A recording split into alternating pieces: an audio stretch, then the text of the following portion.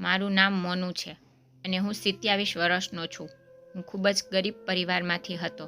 જ્યારથી મારા લગ્ન થયા છે, મારા ઘરે જુવાન છોકરાઓ આવવા લાગ્યા, કારણ કે મારી પત્ની પાસે એવો કાગળ હતો જે જેને આપે તેને નોકરી મળી જાતી. મને આશ્ચર્ય થયું, કારણ કે હું મજૂર હતો અને આખો દિવસ કામ કરતો હતો. મારી પત્નીએ મને નોકરી કેમ ન અપાવી? મેં મારી પત્નીને ડાયવર્સ આપવાનું વિચાર્યું. એક રાત્રે જ્યારે મેં અલમારીમાંથી છૂટાછેડાના કાગળો કાઢીને તેની પાસે મૂક્યા, ત્યારે ફાઇલ જોઈને હું ચોંકી ગયો, કારણ કે મારી પત્ની બહુ મોટી. આજે મારા લગ્ન હતા અને આજે હું એક એવું કાર્ય પૂર્ણ કરવા જઈ રહ્યો હતો જે દરેક માતા પિતા તેમના બાળકો માટે શોધતા હોય છે. એ છોકરી મારા જીવનમાં આવવાની હતી. તે મારી દુલ્હન બની ગઈ હતી. મેં તેને આજ પહેલાં ક્યારેય જોઈ ન હતી, કારણ કે આપણે ગરીબ લોકો નસીબદાર નથી, જ્યાં પહેલાં છોકરી બતાવવામાં આવે અને પછી આપણે ત્યાં લગ્ન કરીએ. આપણે તેને નસીબ સમજીને ખુશ થઈ જઈએ છીએ. મારા લગ્ન થયા હતા તે ધામધૂમથી નહોતા થયા, પરંતુ સન્માન સાથે થયા હતા. ખબર નહીં એ છોકરી કેવી હશે. આ બધી વાતો મારા મગજમાં ચાલી રહી હતી. હું બહાર મિત્રો સાથે બેઠો હતો. મારા મિત્રો મને રમાડતા હતા કે ભાઈ, તમે લોટરી જીતી ગયા છો. તમારી પત્ની ખૂબ સુંદર છે. મારા હૃદયમાં લાડુ ફૂટી રહ્યા હતા. શું મારી પત્ની ખરેખર એટલી સુંદર છે? શું તે ખરેખર સાચું છે? એટલામાં મને અવાજ આવ્યો કે દીકરા, ઘરે આવ, વહુ તારી રાહ જોઈ રહી છે. મેં મારા મિત્રોને કહ્યું કે હવે તમે લોકો તમારા ઘરે જાઓ, અને હું ઘરની અંદર ગયો. જ્યારે હું રૂમમાં પ્રવેશ્યો ત્યારે તે ઘૂંઘટ ઓઢીને બેઠી હતી. તેની પાસે ગયો અને ધબકતા હૃદય સાથે મેં તેને હળવેથી ગળે લગાવી. જ્યારે મેં પડદો ઉંચક્યો ત્યારે તે મને ચંદ્રથી ઓછો ન લાગ્યો. જેમ મારા મિત્રો કહેતા હતા તેની કરતાં 2 ગણી વધુ સુંદર હતી. મેં ક્યારેય વિચાર્યું ન હતું કે મારું નસીબ આટલું સારું હોઈ શકે છે.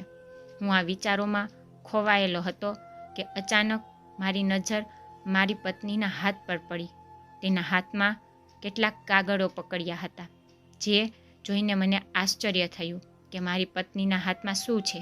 મેં મારી પત્નીને પૂછ્યું તો તે કહેવા લાગી, આ તે કાગળ છે જે મારી માતાએ મને બાળપણમાં આપ્યો હતો, અને તે મારી મૃત માતાની છેલ્લી યાદગીરી છે. પછી મેં વાત બદલી નાખી, કારણ કે હું ઈચ્છતો ન હતો કે મારી પત્ની એવું વિચારે કે હું એક શકીલો છું, અને કોઈ પણ રીતે તે મારા લગ્નની પહેલી રાત છે. અમે બંનેએ જમ્યું, ઘણી વાતો કરી અને પછી સૂઈ ગયા. પણ આ વાત મારા મગજમાં ઘૂમતી રહી. સવારે કામ પર જતાં જ મને સમજાયું કે જો ગરીબ એક દિવસ કામ પર ન જાય તો તેના માટે 2 ટાઈમનો રોટલો ખાવો મુશ્કેલ બની જાય છે. પણ સાંજે ઘરે પરત આવતા જ ઘરમાં વિચિત્ર વાતાવરણનો અહેસાસ થયો. મને એવું લાગ્યું કે અમારા ઘરે ઘણા બધા લોકો આવ્યા છે. આખા ઘરમાં એક વિચિત્ર ગંધ હતી.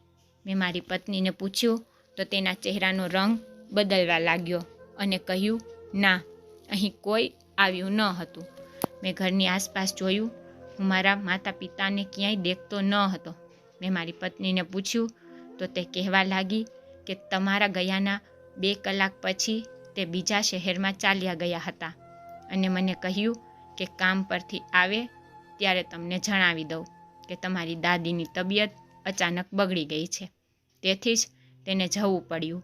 મેં હાથ મોં ધોયું અને મારી પત્નીએ મારી સામે જમવાનું મૂક્યું. જમ્યા પછી ઊંઘ આવી ગઈ.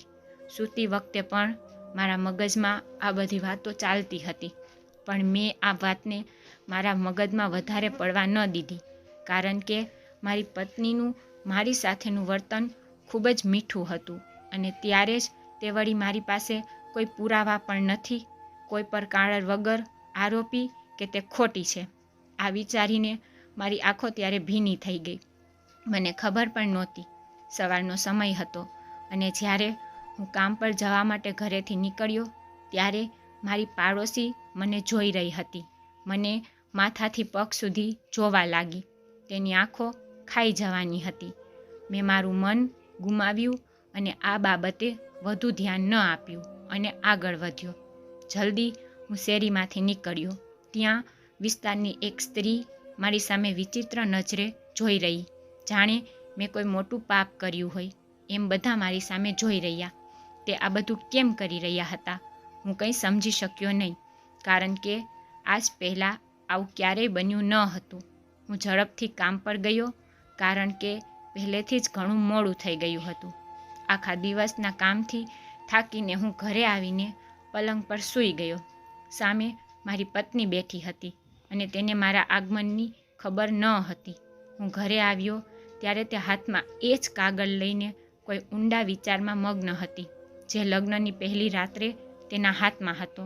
મેં તેને અવાજ પણ દીધો, પણ તેને શબ્દોની કોઈ અસર ન થઈ. એટલે મેં તેને ખંભાથી ધક્કો માર્યો. એકદમ આશ્ચર્યથી ઊભી થઈ ગઈ અને કહ્યું, તમે ક્યારે આવ્યા?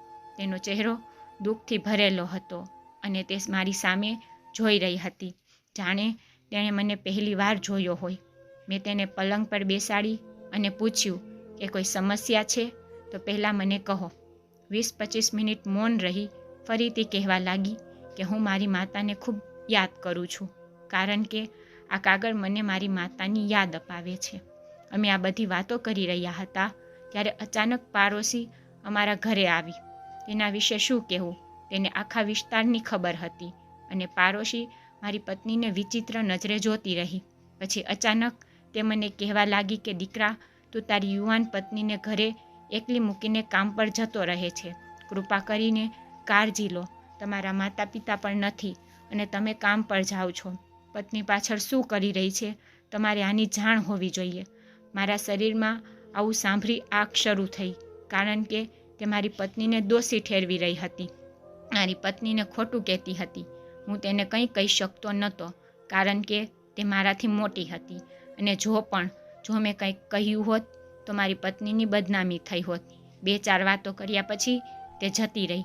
તે જતાની સાથે જ મારી પત્ની રૂમમાંથી બહાર આવી અને મારી બાજુમાં બેસી ગઈ.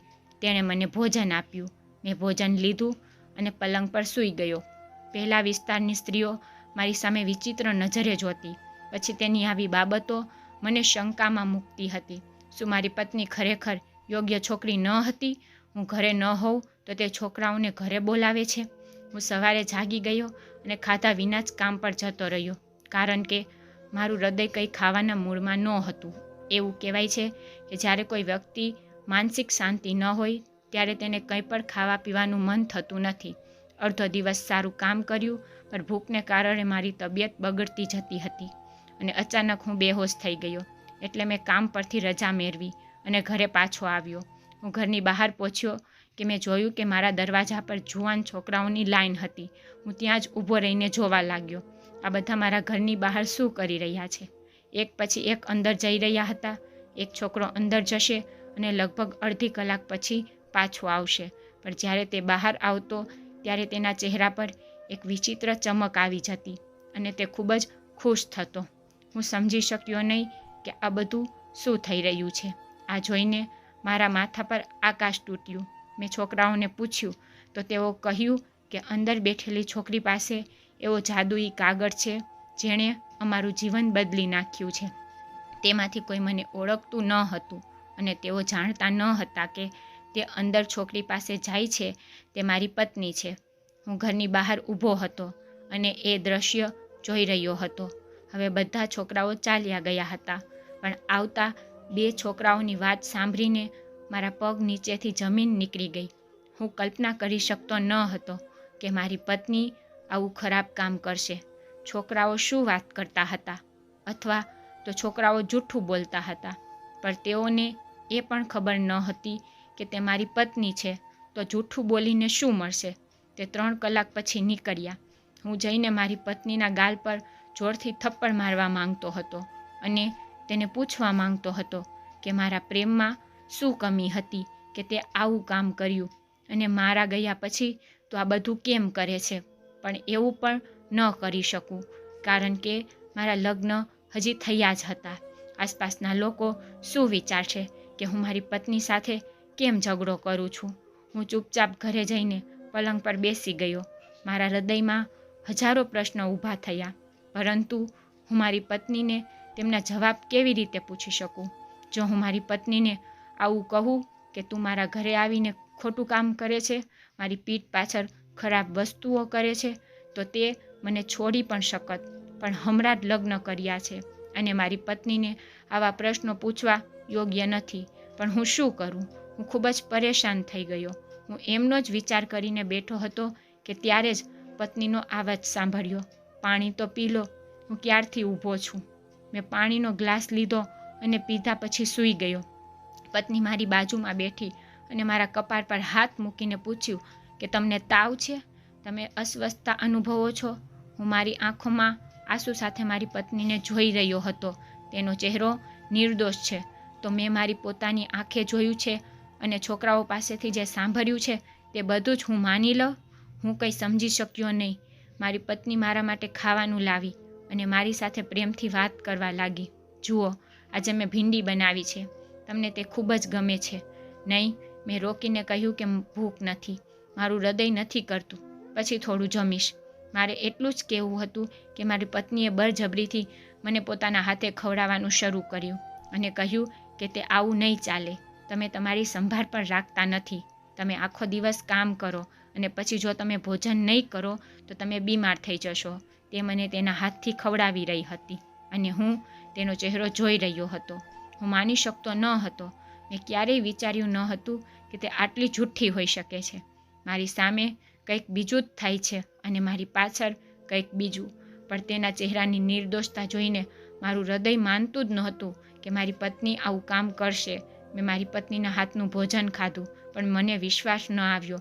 મારું હૃદય સહેમત ન હતું. મારા હૃદયમાં ચિંગારી હતી. મારા પત્નીને કેવી રીતે રંગે હાથે પકડવી તે અંગે મેં મનમાં પ્લાનિંગ શરૂ કર્યું. મારા મગજમાં એક આઈડિયો આવ્યો કે હું સવારે કામ પર નહીં જઈશ. આખો દિવસ ઘરે રહીને જોઈશ કે પેલા છોકરાઓ મારા ઘરે આવે છે કે નહીં.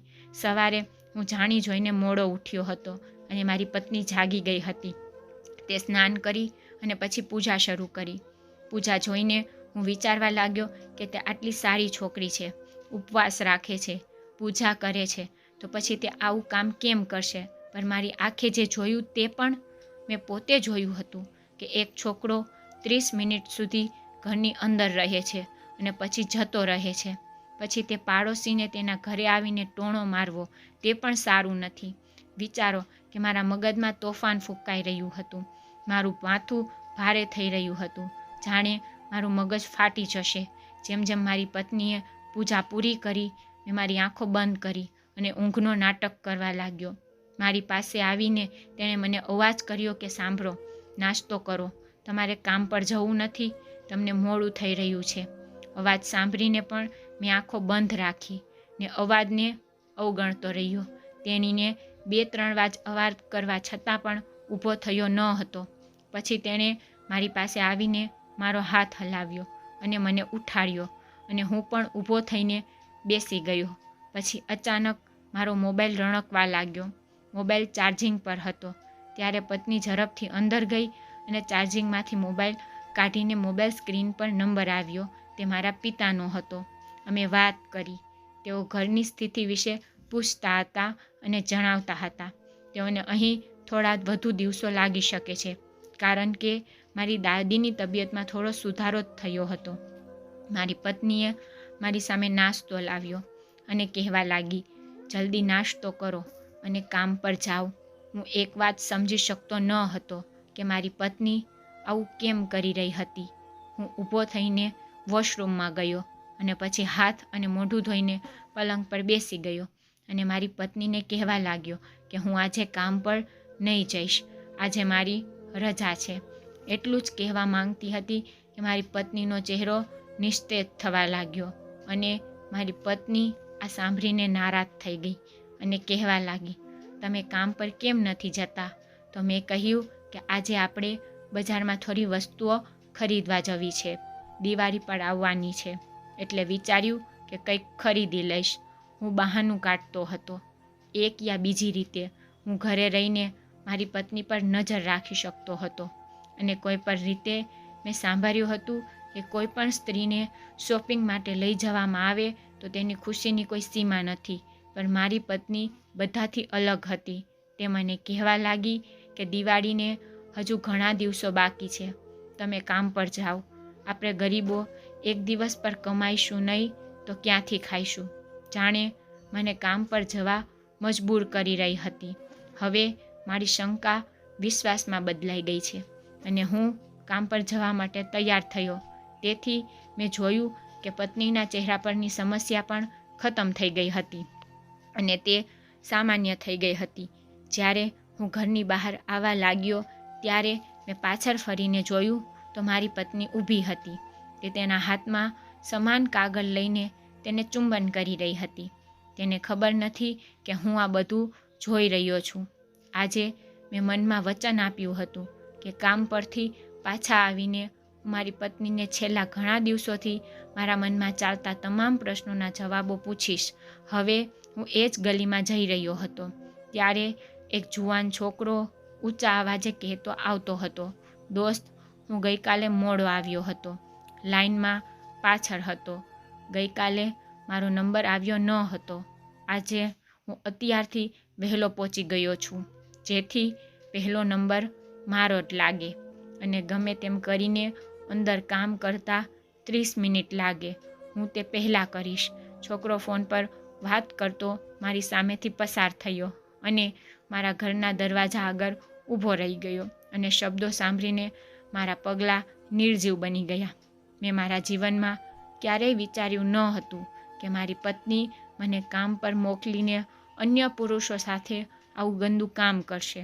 હું મારી પત્ની સાથે મતભેદ કરતો હતો અને તેના પર ગુસ્સે પણ થતો હતો. હૃદય કરતું હતું અત્યારે મારી પત્નીને ઘરની બહાર ધકેલી દઉં, પણ હું તેને રંગે હાથે પકડવા માંગતો હતો. હું ઘરની સામે પાછું વળું છું. દુકાને બેઠો અને દુકાનદાર મારો બાળપણનો મિત્ર હતો.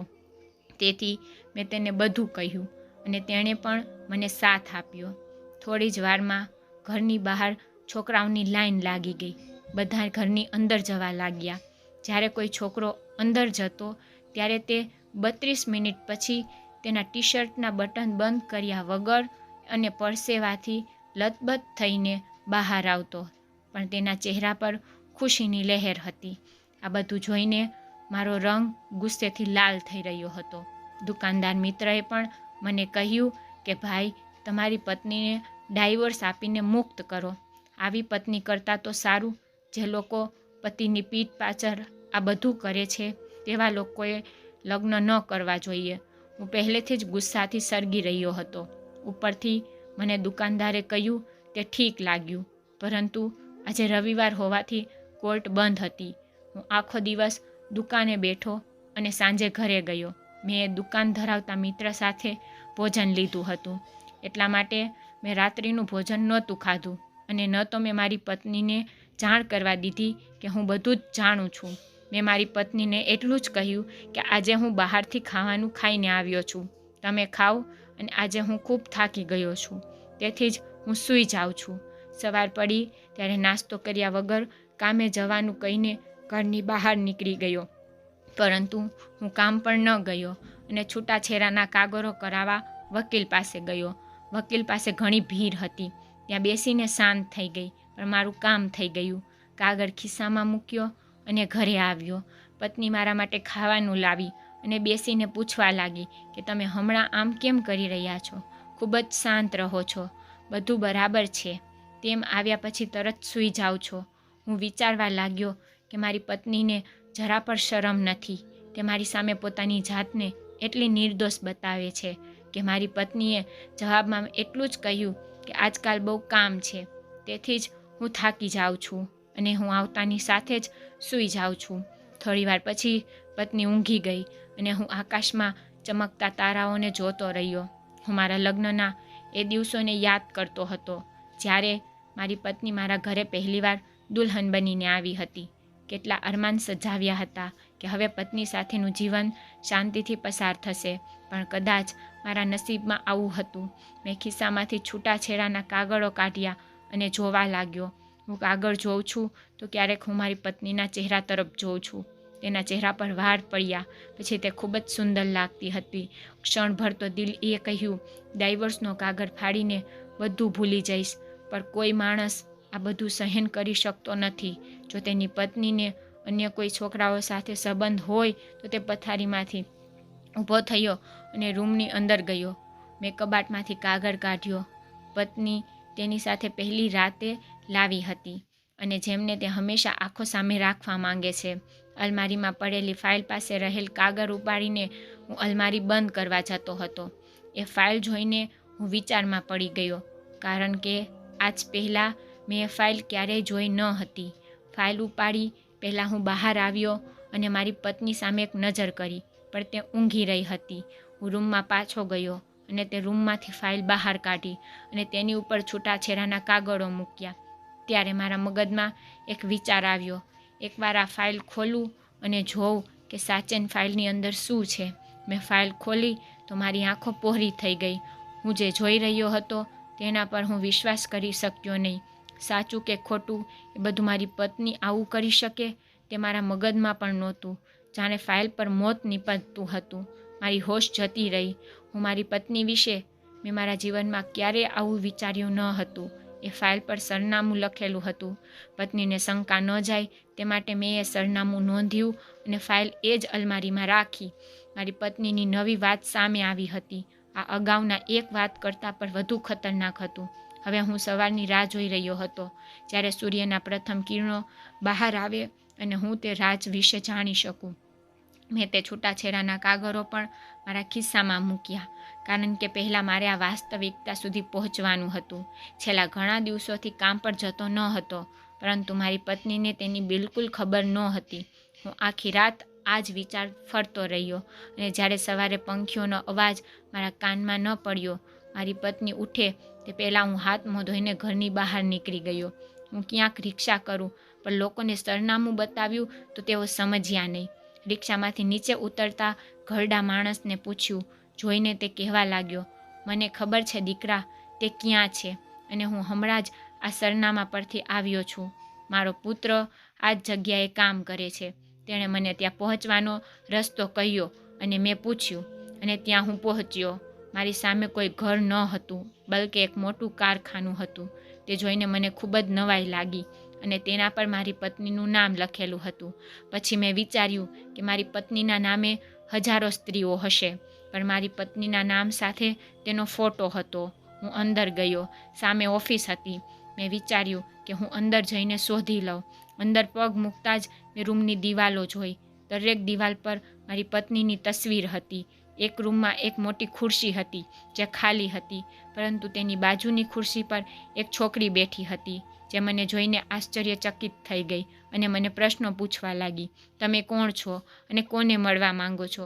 છોકરીની દિવાલોના ફોટાનું પૂછવામાં આવ્યું તો તેણે કહેવાનું શરૂ કર્યું કે આ મારી માલકીનની તસવીર છે, જે ફેક્ટરીની માલિક છે.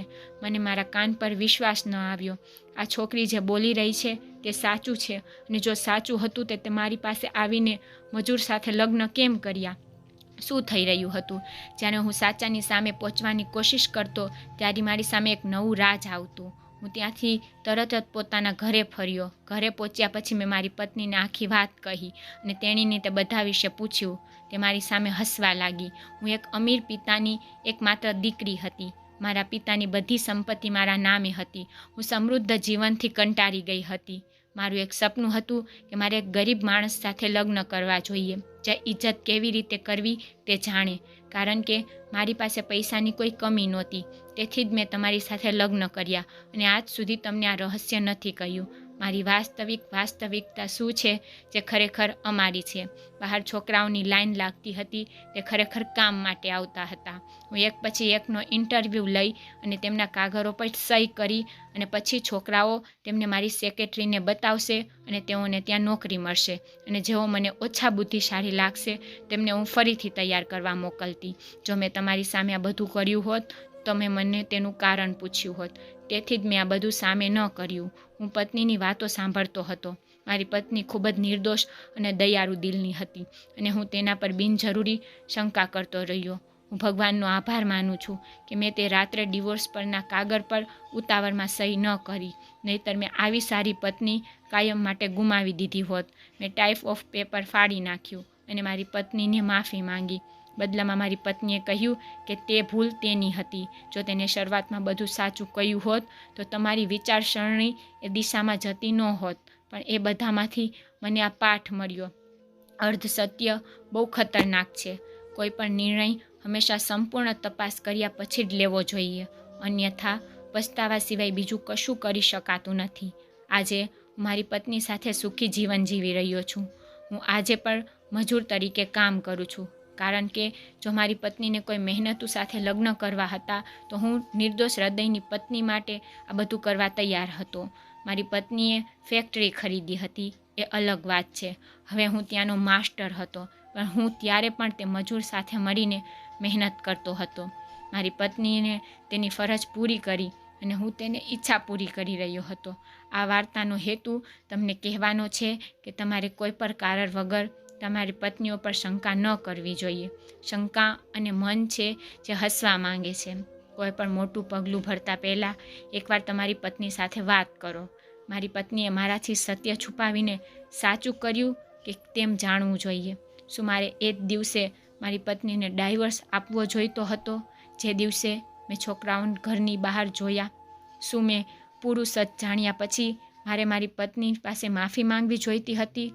નહીં તો મારે મારી પત્ની માથે બધા દોષ નાખવા જોઈતા હતા અને આખી જિંદગી મને તેને ટોણો મારતો રહેવો જોઈતો હતો, જેથી તે મારી સાથે મિત્રની જેમ વર્તે.